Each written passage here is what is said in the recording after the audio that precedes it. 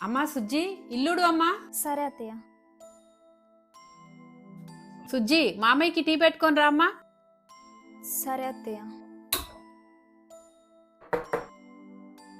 మావయ్య tea. Thanks అమ్మా. అత్తయ్య టీ. అమ్మా సుజ్జి కొన్ని బట్టలు ఉన్నాయి ఉతికేసి, గిన్నెలు ఉన్నాయి తోమేసేయి. సరే అత్తయ్య. ఎందుకే ఆ పిల్లకి పనుల మీద పనులు చెప్తున్నావు? నిన్ను పెళ్లి చేసుకున్న కొత్తలా దీనికి మించిన పనులు చెప్పింది మీ అమ్మ. ఇవేం పెద్ద పనులు కాదులే. పాపం అలిసిపోయి ఉందే. ఏం కాదులే, అంత జాలిగా ఉంటే ఒక పని మనిషిని పెట్టు, దాంతోనే పనులు చెప్పించుకుంటా. సుజ్జి ఒక గ్లాస్ లో నీళ్లు, అక్కడ టాబ్లెట్ బాక్స్ ఉంది తీసుకురా అమ్మా.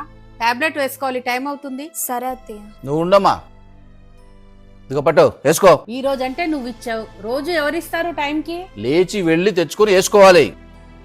తను మన ఇంటికి వచ్చింది కోడల స్థానంలో, పని మనిషి స్థానంలో కాదు.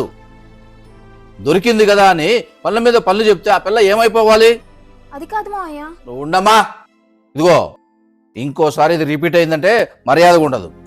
ఎన్ని పనులు చెప్తున్నా కోడళ్ళు సైలెంట్ గా చేస్తున్నారు అంటే పెద్దవాళ్లుగా మనకు వాళ్ళు ఇచ్చే మర్యాద అది. కాబట్టి కోడల్ని పని మనిషిలాగా కాకుండా కూతురులాగా చూడాలి.